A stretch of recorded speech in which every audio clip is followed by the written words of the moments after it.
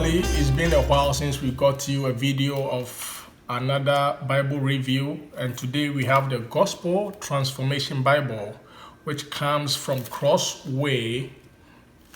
We have Crossway right here. This is the Gospel Transformation Bible using the ESV translation, and so the unique feature of this is that it is going to be a gospel thread found all through the scriptures from Genesis to Revelation. It is not your everyday study Bible which comes with a compendium of notes and also a lot of commentaries, but essentially they want to make sure that we get the story that God's word from beginning to the end is all about the gospel of grace. The team was led by Brian Chappell, and they've done an amazing job with this one. I'm sure when we tear this rubber and get into this Bible, we will find the contributor's name and the aim that they seek to accomplish. This is a hardcover.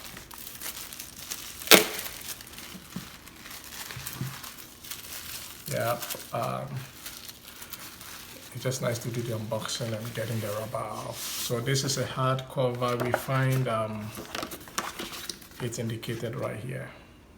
This is a hardcover. What do we have here? So it says that it summarizes beautifully what the Apostle Paul says: to testify to the gospel of the grace of God as found in Acts 20:24.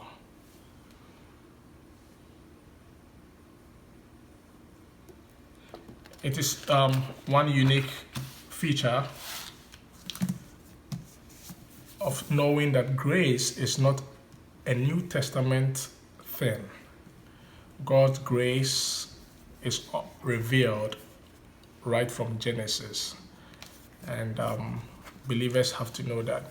Sometimes we are quick and tempted to believe that all we find in the Old Testament is the law and the burden of the law, forgetting that the law was revealed as a means of grace by God to his people. Yeah, so we're going to find Christ in all of Scripture. Without taking much time, let's get in and dig into it. We find free online access to the Gospel Transformation Bible. Almost all Bibles now have this access if they are a study Bible.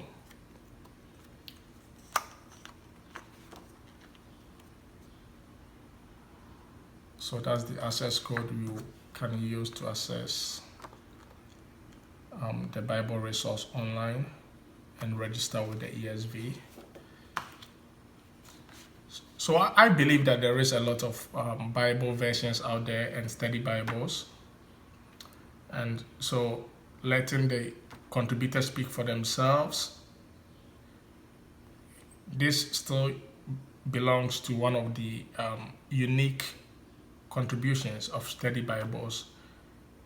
The gospel of grace should not be missing when we look at Scripture.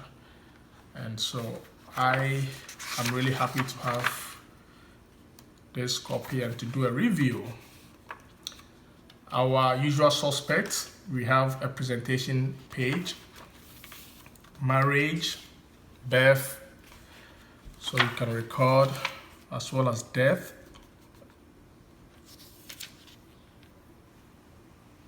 Death is part of life, isn't it?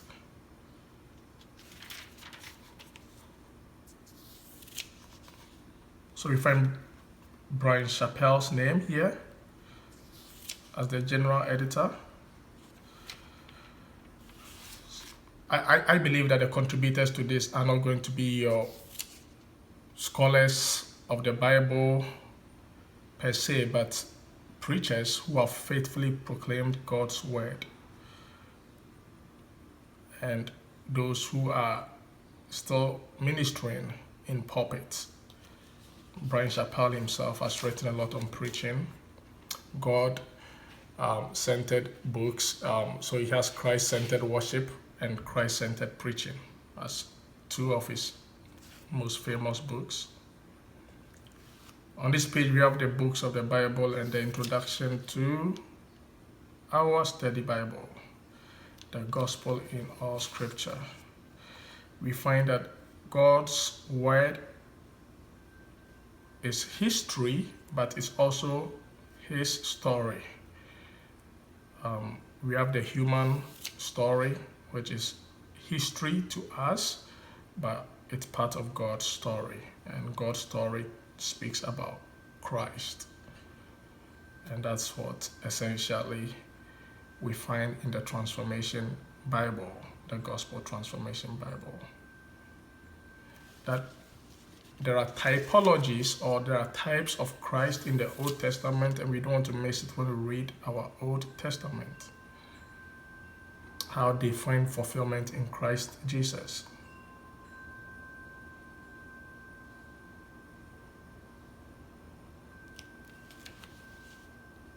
I love how they have the application coming from a Christ-centered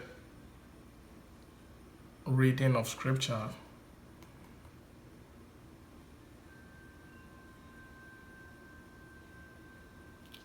There's one unique part I indulge while I read. The law is ungracious when it is presented as a means of meriting God's favor or acceptance. But Jesus taught us that the law itself is good, and that no iota of it will pass away until heaven and earth did pass, which we find in Matthew chapter 5. Yeah, so we can see that right from the beginning, Brian Chappell makes us know that we should read the Old Testament as part of our understanding of God's grace. The contributors surprisingly do have a variety of settings here. We have a few scholars. So William Van Gameren is a retired professor of Old Testament at Trinity. Michael Horton is a pastor theologian.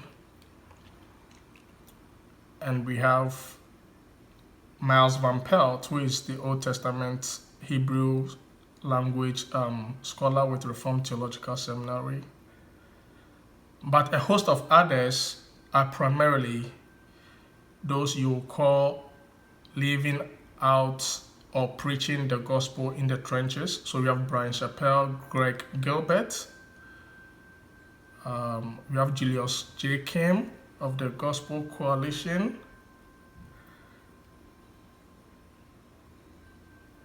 George Robertson is a pastor in Georgia.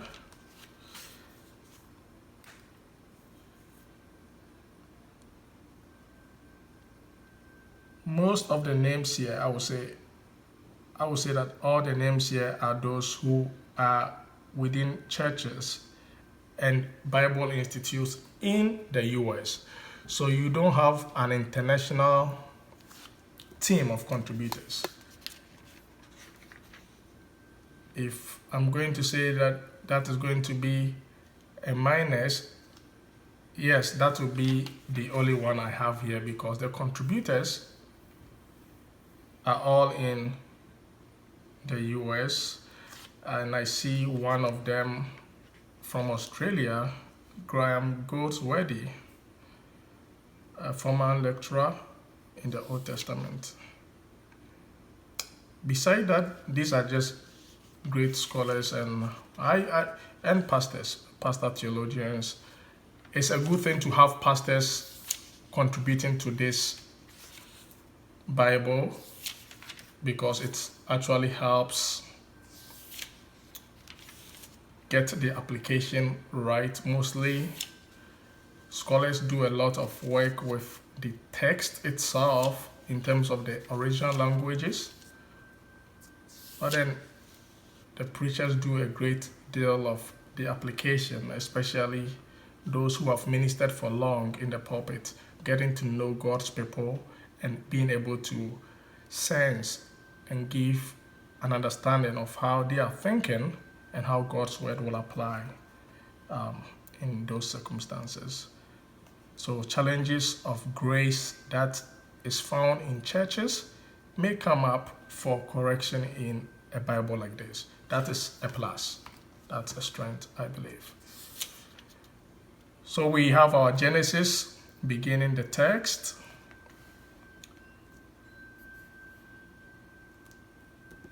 I love how they have the references to the margins on the right.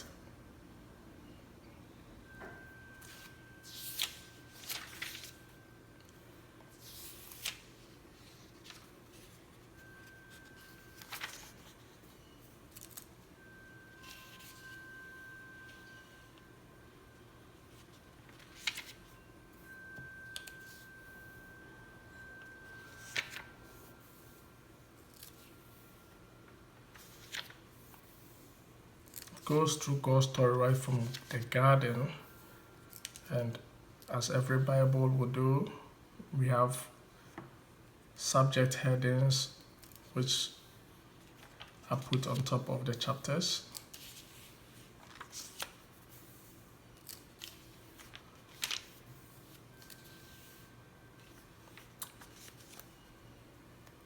The one good thing is that you don't have a lot of study notes, and that reduces the amount of words that pushes up the block of text itself, which is the Bible for you to read. I think one of the challenges for many believers is that reading God's word sometimes in the study Bibles sometimes become a challenge when you have your eyes always going down into the notes. Our priority should be reading God's word, and when we find it a challenge to understand it, we get into the text. So I love Bibles which are not moving the note up and having the text so small, and I like how they do it in this one.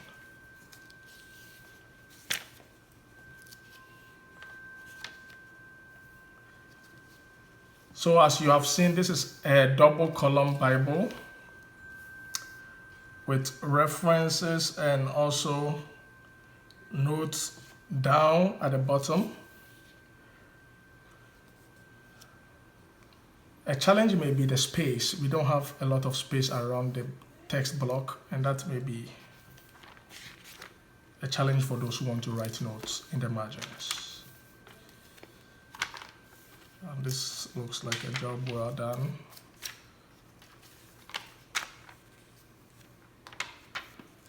Let's look at.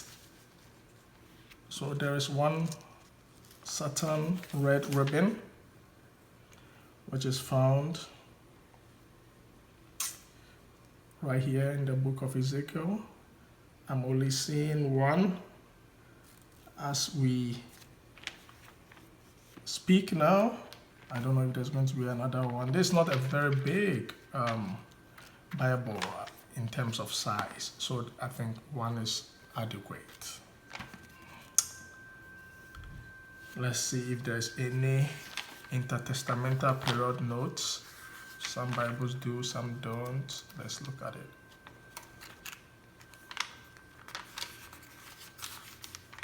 We don't have any in this one. So right after Malachi, we move into the book of Matthew. Of course, there are introductions to the books, but I don't think there is any for the Inter-Testamental period. Well, so before we end this review, let's look at some of the resources at the back. These are our usual topical index.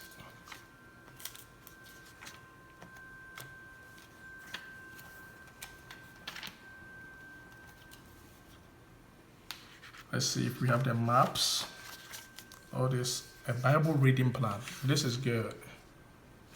I don't think many study Bibles do have them, but this is a good one. Maybe some may have it online as an online resource. But these are the ESV Study Bible maps, so there's nothing new with them. You have your blank pages and those which hold up. Let me get this out of the book jacket. Here we go. So this is the Gospel Transformation Bible without the book jacket. It looks very steady. I like that it's Smithsonian. The block I have in my hands is not heavy. I can hold this in my hand and read it at Bible studies or send it for Bible study group meetings. It's not heavy. So please, we are done with the review of this Bible, and kindly like and subscribe to the channel if you found this to be a blessing to you. Until I come your way another time with a review of another Bible, stay blessed.